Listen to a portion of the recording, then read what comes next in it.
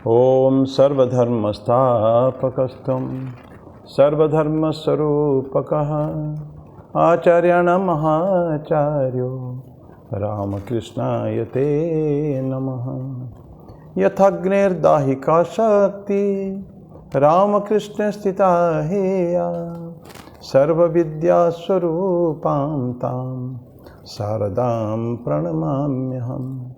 परतत्त्वे सदा लीनो रामकृष्ण समाज्ञया यो धर्मस्थापनरतो वीरेशं तं नमाम्यहम्।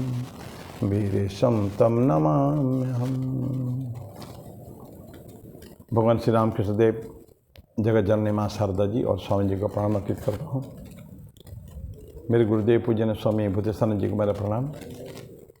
भगवद गीता के गायक भगवान श्री कृष्ण को मेरा प्रणाम और आप सभी का प्रणाम है। लास्ट टाइम हम लोग चर्चा करते थे भगवद गीता के 18 अध्याय का श्लोक नंबर 43। अभी उसी को ही हम लोग कंटिन्यू करेंगे, थोड़ा बाकी है। तो अभी लेकिन उससे पहले मैं एक भजन गाऊंगा। हे परमेश्वर मेरी आत्मा को प्रफुल्ल कर दे। हे परमेश्वर मेरी आत्मा को प्रफुल्ल कर दे, मेरे हृदय को कर निर्मल, मन में प्रकाश भर दे। हे परमेश्वर मेरी आत्मा को प्रफुल्ल कर दे, मेरे अब सब कर्म समर्पित है तेरे कर कमलों में। तू ही मेरा पथ दर्शक है, नतमस्तक हूँ चरणों में। मेरे अब सब कर्म समर्पित है तेरे कर कमलों में। तू ही मेरा पथ दर्शक है, नतमस्तक हूँ चरणों में। सदा प्रसन्न रहूं हे ईश्वर तू ऐसा वर दे। सदा प्रसन्न रहूं हे ईश्वर तू ऐसा वर दे। हे परमेश्वर मेरी आत्मा को प्रफुल्ल कर दे। मैं अब चिंता नहीं करूँगा, तू है तो चिंता कैसी। कष्ट मुझे अब कष्ट न देंगे, लगी लगन तुझसे ऐसी। मैं अब चिंता नहीं करूँगा, तू है तो चिंता कैसी। कष्ट मुझे अब कष्ट न देंगे, लगी लगन तुझसे ऐसी। जो अज्ञान के पड़े हुए थे हटे सभी पर्दे। जो अज्ञान के पड़े हुए थे हटे सभी पर्दे। हे परमेश्वर मेरी आत्मा को प्रफुल्ल कर दे। मैं जग की क्यों झूठी वस्तुओं में मन को उलझाऊं अब। हे परमेश्वर तू मुझसे भी बढ़कर मेरा सखा है जब। मैं जग की क्यों झूठी वस्तुओं में मन को उलझाऊं अब। हे परमेश्वर तू मुझसे भी बढ़कर मेरा सखा है जब। अब मेरे सिर पर अपनी करुणा का हाथ धर दे। अब मेरे सिर पर अपनी करुणा का हाथ धर दे।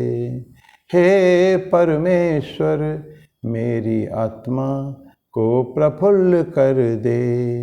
मेरे हृदय को कर निर्मल, मन में प्रकाश भर दे।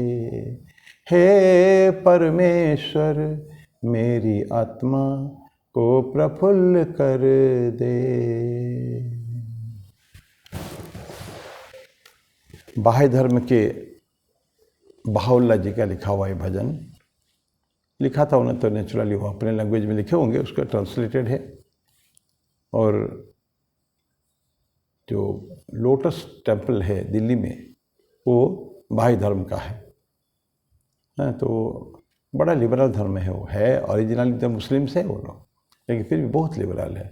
उनका कोई मूर्ति तो है ही नहीं, और विराट विशाल वो जो उनका मंदिर है उसमें कुछ नहीं रहता, शून्य है। बस जाके उस परमेश्वर को ऊपर ध्यान करना जिसकी बात हम पढ़ें, बावले जी ने लिखा उसको, एग्जैक्टली लुक्स लाइक और हिंदू कल्चर। एनीवे ये था, हे परमेश्वर मेरी आत्मा को तो प्रफुल्ल कर दे। अभी हम लोग जाएंगे पेज नंबर वर्स नंबर 43 में, थोड़ा जो पढ़ गया है बच गया उसको पढ़ेंगे। शौर्यम तेज धृतिर्दाक्ष युद्धे चाप्य पलायनम दानम ईश्वर भावश्च क्षत्रम कर्म स्वभावजम। शूरवीरता, तेज, धृति अर्थात धारणा शक्ति, दक्षता अर्थात निपुणता, युद्ध में न भागना, दान तथा ईश्वर भाव अर्थात दूसरों पर शासन करने की क्षमता, ये क्षत्रियों के स्वाभाविक कर्म है। देख रहे कितना पावरफुल ये सारे के सारे। तो ये क्षत्रिय जो है बहुत वीर शूरवीर होता है। तो ये जो श्लोक है हम लोगों ने युद्ध चाप्य पलायनम पढ़ा है अभी। दानम ईश्वर भावश्च क्षत्रम कर्म स्वभावजम। क्षत्रिय का स्वभाव का कर्म यही है जो हम लोग पढ़ रहे हैं। पहले ब्राह्मण का पढ़ा था, बहुत डिटेल में पढ़ा था, अभी क्षत्रिय का पढ़ रहे हैं। तो जहाँ हम तो पढ़े थे, क्षत्रिय कभी भी युद्ध से पलायन नहीं करता। युद्धे च अपि अपलायनम, पलायन कभी नहीं करता, भागता नहीं कभी छोड़ के। लास्ट टाइम चर्चा हुई थी इसकी कि कभी भी always he is ready to fight, चाहे कितने भी प्रतिकूल विपरीत परिस्थिति आ जाए, बट वो वहाँ से डिगेगा ही नहीं कभी भी। तो ये बहुत पुरानी बात, 1962 में मेजर शैतान सिंह थे, बड़ा फेमस नाम हो गया है मेजर शैतान सिंह। कुछ नहीं, तब तो भारत के पास कुछ होता ही नहीं था, गोला बारूद नहीं, 400 राउंड 400 हाथ गोले हैं और कुछ थोड़े से ही राउंड गोले हैं, ऐसे ही कुछ है, मैंने ऑलमोस्ट नेग्लिजिबल कुछ नहीं। लेकिन डटे हुए उस एकदम सामने फ्रंट में बिल्कुल मेजर शैतान सिंह खड़े हैं। उनको बोल दिया अब रिट्रैक्ट कर जाओ, नहीं हो पाएगा, मैंने है ही नहीं, स्टॉक नहीं, तब भारत के पास कुछ भी नहीं होता था, एकदम दरिद्र अवस्था। युद्ध में जाते हैं तो कुछ एम्यूनिशन अस्त्र शस्त्र होना चाहिए ना, कुछ भी नहीं है। ये 1962 के चाइना के साथ वार है। तो लेकिन मेजर शैतान सिंह हटे नहीं, और जो भी था उनके पास उसको लेकर उन्होंने फायरिंग किया, कई लोगों को मारा, और बाद में फिर उस समय रह गया वहीं, फिर मिले नहीं वो। इतना तेज बर्फ़ गिर रहा था, लेकिन उसी के अंदर फंस कर रह गए। महीनों के बाद जब उसको जाके वहाँ गए, जिस जगह पर जो स्टेशन पर जगह खड़ा होके फाइट कर रहे थे, जो फायरिंग कर रहे थे, उस जगह पर देखा कि एकदम नीचे बर्फ़ के अंदर उनका शरीर मिला ढका हुआ है। तो फिर लाके उसको दाह संस्कार करा गया, और अंत में उनको परमवीर चक्र से सम्मानित किया गया था। बहुत बड़ा भारत का one of the best gallantry awards जो है ना, ये मेजर शैतान सिंह। तो मैं उदाहरण इसलिए लिया कि भारत की बातें ही हैं, और क्षेत्रों में तो कहीं भी जाए, विशेष करके हमारे जो पुराने ज़माने के राजपुताना की और कहें कि साउथ के जो वीर हैं, तो कितना दक्ष थे वो लोग, कितना ज़्यादा एक जुनून एक था उसके अंदर। शिवाजी महाराज देखिए, संभाजी महाराज देखिए।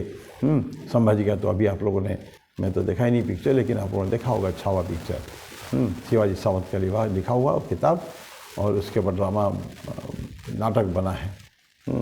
तो संभाजी महाराज के बारे में कितना तेज, कितने ज़्यादा पावरफुल, टुकड़ा कर दिया जाएगा उनका शरीर को, उनकी आंखें फोड़ दिया गया, निकाल दिया गया सलाखा डाल के, लेकिन उनको कोई चिंता नहीं, कोई नहीं है, मरना, इस्लाम ग्रहण करना नहीं है।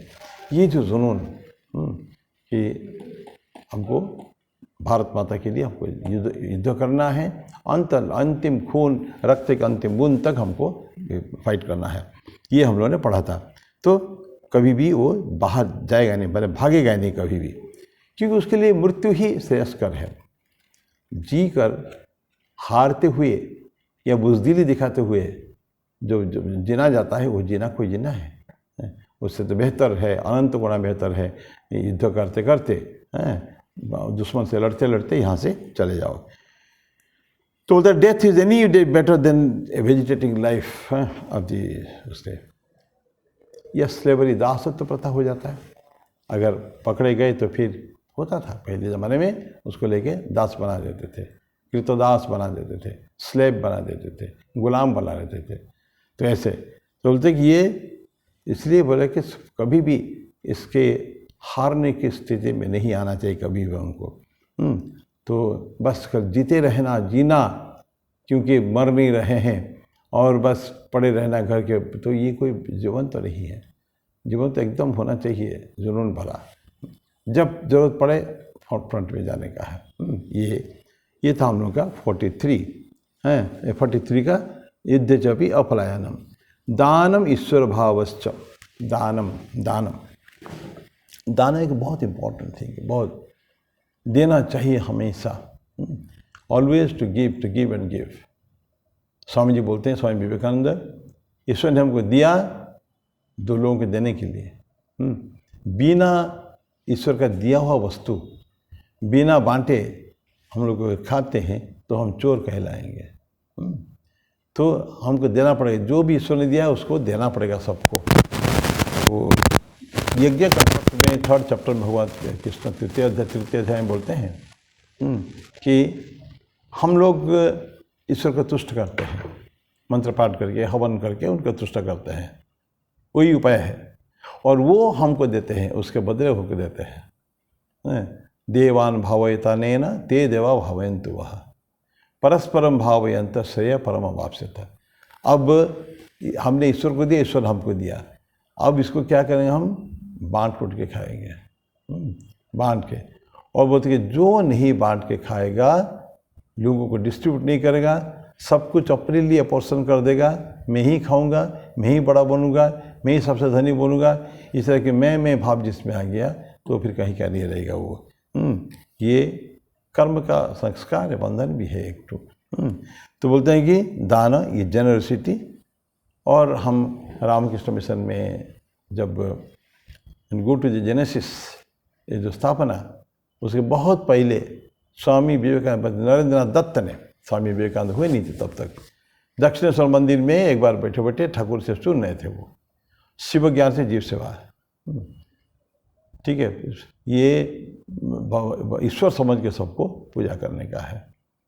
दया नहीं, पहले ठाकुर ने बोला था, जीवे दया, दया नहीं।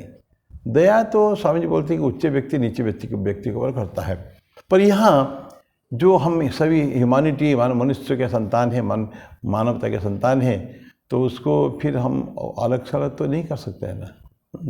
तो इतना ईगो हमको सेट करना पड़ेगा, ख़त्म करना पड़ेगा, अहंकार ख़त्म करना पड़ेगा।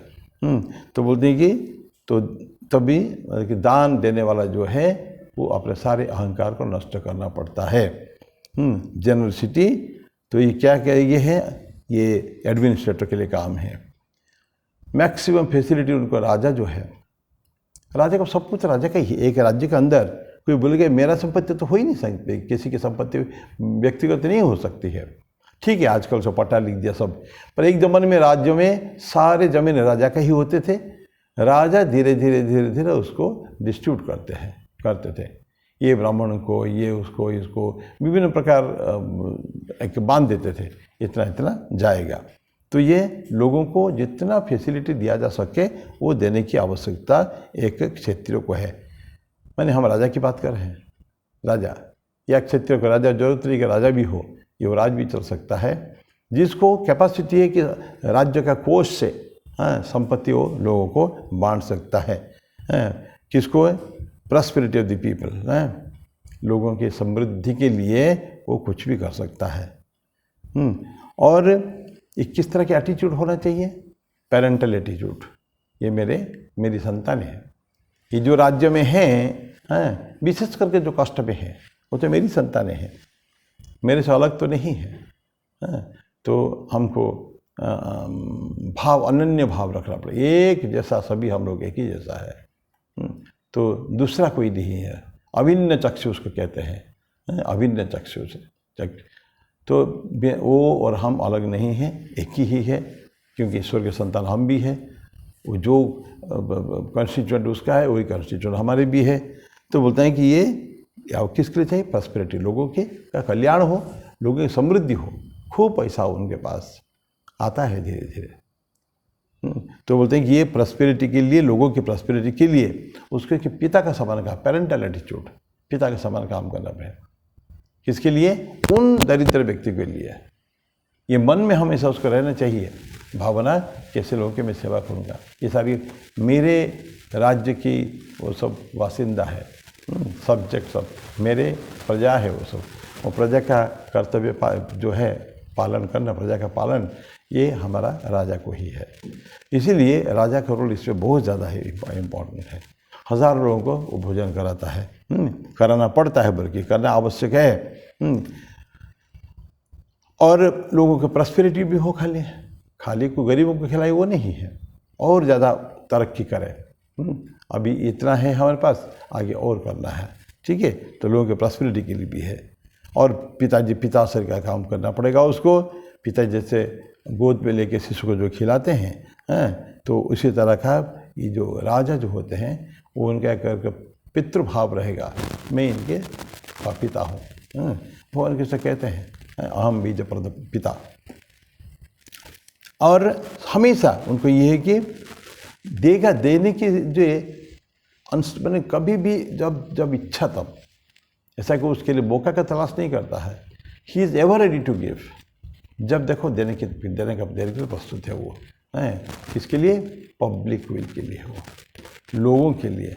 जहाँ कल्याणकारी जो होते हैं प्रोजेक्ट्स होते हैं, वो सब ऐसी जगह पे रहते हैं, उसके इंडस्ट्रियल एरिया में रखते हैं, लेकिन वो लोगों के लिए, पब्लिक के लिए, तो पब्लिक के लिए। लेकिन कुछ होते हैं राजा, पहले ज़माने में अत्याचारी राजा भी होते थे, वो लोगों से हड़पने के, संपत्ति हड़पने की बात करते थे। तो जहाँ वो होता था पहले, कई राजा है, इवन जमींदार, हम सब छुटपन में देखे हैं, हमारे गांव के जो जमींदार हुआ करते थे, बहुत संपत्ति उनके पास थी। तो हम लोग सोचते थे कहाँ से लाया इतनी संपत्ति लाया कहाँ से? कि वो लाए थे इसलिए कि लोगों को देते थे कुछ लोन। उस लोन को अगर टाइम पे चुकाते नहीं तो बहुत हाई रेट ऑफ इंटरेस्ट में लोन देते थे। अगर नहीं चुका पाते थे तो उनका ज़मीन को हड़प लेते थे, उनके पेपर कागजात समेत। और इतना आजकल इंडस्ट्रियल एरिया में इतने लोग बहुत हैं। कभी आप कोल माइंस में या स्टील अथॉरिटी इसमें जाके देखिए, विश्वास करके, मैं तो कोल माइन एरिया में रहा 4 बरस। वहाँ बैंक के पास जिस दिन सैलरी मिलता है ना, उन लोगों को कॉलेरी वर्कर को, मैनेजर को, just go and see near a bank. वहाँ कितने सारे बिचौलिया होते हैं काबुली वाला टाइप के, जो क्या करते हैं, लोगों को बहुत ही excessively high rate of interest में लोन देते हैं और उनका पासबुक को रख लेते हैं हमेशा। क्योंकि अब पुरानी बात मैं कह रहा हूँ, अब पासबुक की ज़रूरत नहीं, अब तो ऐसे ही आज के सब मोबाइल में सब हो गया है, उसे पासबुक के बिना आप विड्रॉ नहीं कर सकते हैं। तो क्या करते थे, लोगों से एक 25, 30, 40 पासबुक एक लोग रखते थे। जब जो पैसा देने वाले जो होते हैं, महाजन लोग होते हैं ना, वो लेकर रखते थे, फॉर्म भरा लेते थे, उसके अंदर रहता है, बस जाकर देते थे थोक में, और सबका पैसा ला के अपने पास रखते थे, थोड़ा बहुत उसको दे देते थे। तो बेचारा गरीब आदमी जो है वो पैसा दे, जो एक बार लिया है जीवन भर देता ही रहेगा। इतनी ऊंचे इंटरेस्ट रेट पे लोग लेते हैं। तो वो क्या करते हैं, लोगों को चूसने का काम करते हैं वो लोग ना, extorting money from the people. Extortion के लिए नहीं करना है, ये जन कल्याण के लिए, जनता के लिए, जो भी है सब अपने ठाकुर के संतान हैं, ईश्वर के संतान हैं, ऐसा करना पड़ेगा। तो एक दान दे के पूजा करने के लिए वो हमारे शास्त्र बारंबार कहता है, दान दे के पूजा करो। स्वामी जी तो यह तक बोलते हैं कि एक व्यक्ति तो ऐसा नहीं कि हाथ में पैसा एक सिक्का लेकर जाके बोल गए भिखारी आ तेरे को पैसा भीख देता हूँ, नहीं, ऐसा नहीं। बोले कि वो और आप एक ही हैं, वो रिसीवर है, आप गिवर है। और ऑलवेज इन सच डोनेशन, जो गिफ्ट से क्या होता है, तो देने वाला महान नहीं होता है, लेने वाला महान होता है। सही स्वामी जी की बातें हैं। बोले कि जो लेने वाला है, जो याचक जो है, उसको बहुत सारे लोग ऐसे हैं जो मदद कर सकते हैं, लेकिन उस समय में, इस परिस्थिति में हमको उसने एक चांस दिया सेवा करने के लिए, और हम धन्य हो गए उस सेवा को करके। थोड़ा सा ही हो, जितना भी हमसे मन पड़े उतना करें, लेकिन करें सब, और अत्यंत भक्तिभाव से उसको करेगा तो करना पड़ता है। तो ये दान की बात है। अभी नेक्स्ट होता है ईश्वर भाव। ईश्वर भाव, ईश्वर क्या होता है? लॉर्ड।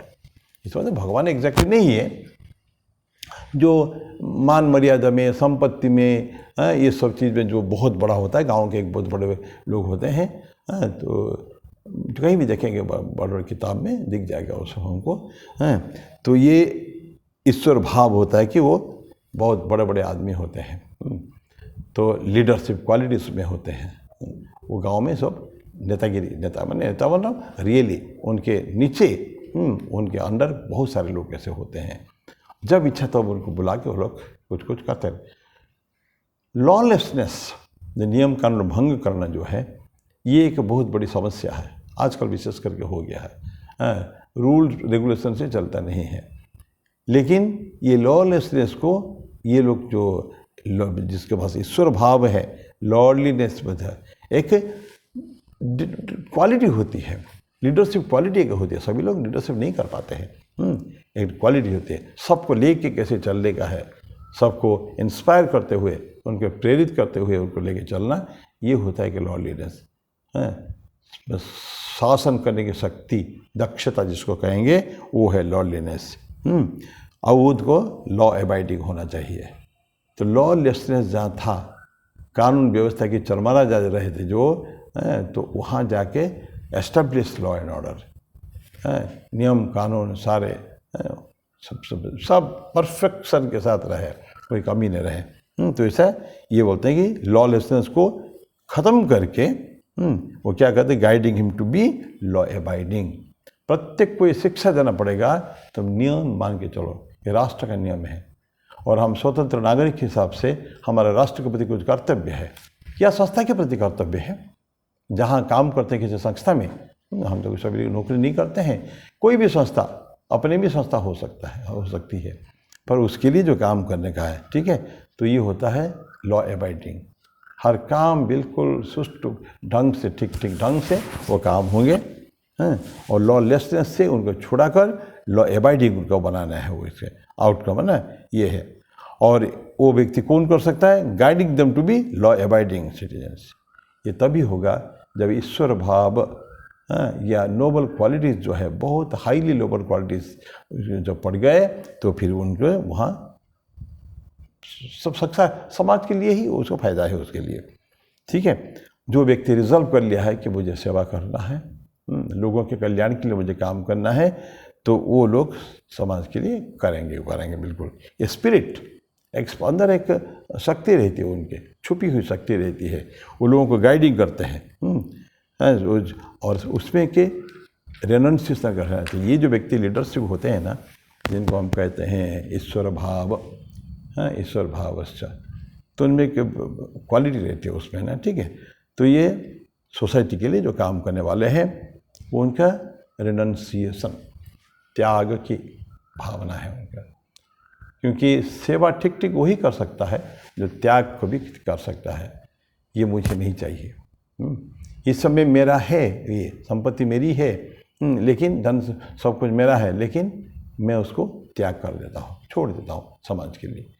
और ऐसे बहुत सुंदर सुंदर गाथाएं हमको मिलेगी इतिहास में, कैसे कैसे लाखों करोड़ों रुपये की संपत्ति उन्होंने बांट दी, उन्होंने किसके लिए? लोगों के लिए। तो ऐसा सुंदर कहानी आती है।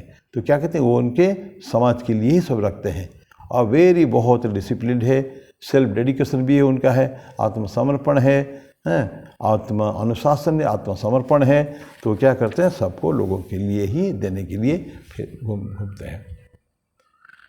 बहुत पहले की बात है, गुजरात की बात है, 700 साल पहले की बात है। इसके ऊपर वीडियो बनी है, तो अलग बना है अलग से। तो कि वहाँ के अकाल पड़ा, राजा वो तो अच्छे प्रजापालक थे, लेकिन इतने भयंकर अकाल पड़ा, कई साल तक पड़ा, तो लोगों को खाने को कुछ नहीं था। तो जितना भी राजा के पास स्टॉक था अन्न, उन्होंने लोगों को दिया, लेकिन फिर भी बात में इतने कम पड़ जाता है तो क्या करें, सोचते सोचते देखा कि एक सेठ है, उनका नाम था जगदू सेठ। हैं, जगदू सेठ, उन्होंने उस राज्य में जितना उसका ग्रेन गोला था, ग्रानरी, शस्य रखने की जो जगह है, वो सब खोल दिया। किसके लिए? लोगों के लिए, लोगों के लिए खोल दिया। तो सब अनेक काफ़ी दिन तक चला उनका जो धान चावल उसका जो कुछ था वो लोगों को भोजन करने को दिया गया है। तो जब ये सुना राजा ने, जगदू सेठ ने इसको किया है, उसे जगदू सेठ को बुलाया, बोला कि तो उसका नाम पूछा, सब कुछ जाना और बड़ा फेमस थे वो। तो बोला कि तुम एक काम करो, बहुत तुमको धन्यवाद हम देते हैं कि तुमने इस विकट परिस्थिति में हमारी मदद सब ये किया, मदद की है। तो लेकिन एक काम करो, जो भी और तुम्हारे पास ग्रेन है वो हमको दे दो, हम उसका उचित मूल्य तुमको जो चाहोगे मुंह मांगे तुमको पैसा देंगे। ये जगदू सेठ को बोलते हैं। जगदू सेठ बोलता है कि महाराज, मेरी ये जितने संपत्ति है ना, मेरे कम से कम सैकड़ों 700-800 मेरे पास ग्रानरीज है, गुजरात के विभिन्न पार्ट में है, विभिन्न पार्ट में, करीब हर शहर में है, बड़े बड़े ये शस्य रखने के लिए। तो ये मेरा नहीं, लेकिन और अगर परीक्षा करना चाहें आप जाइए, हर एक के वो जो खोलिए, उसको जो हमारे ग्रानरी है उसको खोलिए, ताम्रपत्र में लिखा हुआ, और ठीक ठीक राजा जाके देखते हैं लोग भेजकर कि लिखा हुआ दिस प्रॉपर्टी, ये जो ग्रानरी ग्रेन है ये सारे जगत के कल्याण के लिए है, गुजरात के लिए, बच्चों के लिए, लोगों के लिए है ये। तो ये भावना उनकी थी। तो डिसिप्लिन भी है, सेल्फ डेडिकेशन भी है, आत्मसमर्पण है। और अभी हम शेष करेंगे, बोलते कि हम किसकी बात कर रहे हैं? क्षत्रिय की बात कर रहे हैं। क्षत्रिय में क्या है? समाज को एक अच्छी दिशा में लेने जाने की है, ऐसा वीरत्व भाव जो है वो भाव है उनके। तो बोलते हैं कि ब्राह्मण का जो स्पिरिचुअल कल्चर है, क्योंकि जो क्षत्रिय ब्राह्मण और वैश्य इन सब के बीच में आते हैं, बाकियों के बीच में आ जाते हैं। तो बोलते हैं कि जो ब्राह्मणी का जो स्पिरिचुअल कल्चर है और रिसोर्स सब वैश्य, ये सब क्षेत्र के पास आ जाते हैं और आना भी चाहिए, क्योंकि ब्राह्मण का काम नहीं सो जाकर सेवा करना, परिचर्यात्मक कर्म हो जाते हैं। पढ़ेंगे हम सूत्र जो पढ़ेंगे उसे पढ़ेंगे अगले बार। परिचर्या नौकर का काम जो है, लोअर लेवल का काम है। तो आते हैं ऐसे कैसे लोग समाज में है ऐसे। तो बोलते हैं कि ये जो वैश्य है, तो वैश्यों के जो धन संपत्ति और ब्राह्मण का जो स्पिरिचुअल कल्चर, ठीक है, ये सब कहाँ के मिल जाते हैं? क्षेत्र में मिल जाते हैं। क्योंकि ब्राह्मण का काम सेवा करना नहीं है, उसका ज्ञान है, ज्ञान दान कर सकता है, थोड़ा सा पैसा भी दे सकता है। और जो वैश्य से उनके पैसा कमाने उनका काम है, to create the wealth and send it to the society, उनका काम है उनका। तो ऐसा है। तो बोलते हैं कि ऐसा लोग सब मिलके उसे जो काम करेंगे, ब्राह्मण का स्पिरिचुअल कल्चर, वैश्य का जो धन संपत्ति सारे ये आके क्षेत्र के हाथ में रहेगा आगे, ताकि इसको लेकर क्षेत्र जो है चारों तरफ घुमा सकता है। देखिए हम लोग पढ़े ठाकुर के अन्यत्र पढ़े हैं कि ब्राह्मण लोग, अभी इसमें भी पढ़े हैं, ब्राह्मण लोग क्या करेंगे? एक स्पिरिचुअल कल्चर को एस्टेब्लिश करते हैं लोगों को, लेकिन उसका मैन मेकिंग जो है, उसका मनुष्य निर्माण जो शिक्षा है, ये सब क्षेत्रीय कल्चर से प्राप्त होता है। तो अभी लेकिन हम पढ़ते हैं ब्राह्मण का एवं वैश्य का जो कल्चर है, जो अच्छी अच्छी बातें हैं, वो आके कहाँ मिलेगा? क्षेत्रीय में। मिलने के बाद एक बहुत बड़ा काम होगा, ठीक है, तो मसिव काम होगा जब, क्योंकि ब्राह्मण क्षेत्र के पास पैसे ऐसे तो रहता है, दानम बोले ईश्वर भाव से सबको मदद करना, लेकिन फिर भी युद्ध करते करते मान लो कम हो गई है, कमी हो गई पैसे की, उसमें भी चिंता करने की ज़रूरत नहीं है। तो क्योंकि वो कहीं ना कहीं से आएगा। तो हार्मोनियसली ये बड़ा सुंदर परिस्थिति है। स्पिरिचुअल कल्चर भी इधर से आ रहा है, पैसा भी इधर से आ रहा है, दोनों को मिलाते हुए अलग अलग स्थान जाते हैं, वहाँ अपना अपना कल्चर के बारे में बोलते हैं, ठीक है। ये बड़ी अच्छी चीज़ है। तो मैं इसके साथ इस समाप्त करता हूँ इसको। तो 43 हम लोगों ने समाप्त किया है, पेज नंबर अध्याय नंबर 18 का 43, तो 43 हम लोगों ने समाप्त किया है। अगली बार हम वैश्य और शूद्र की पढ़ेंगे। तब तक के लिए मैं विरति लेता हूँ। ओम शांति शांति शांति। हरि ओम तत्सत। श्री राम कृष्णार्पणमस्तु।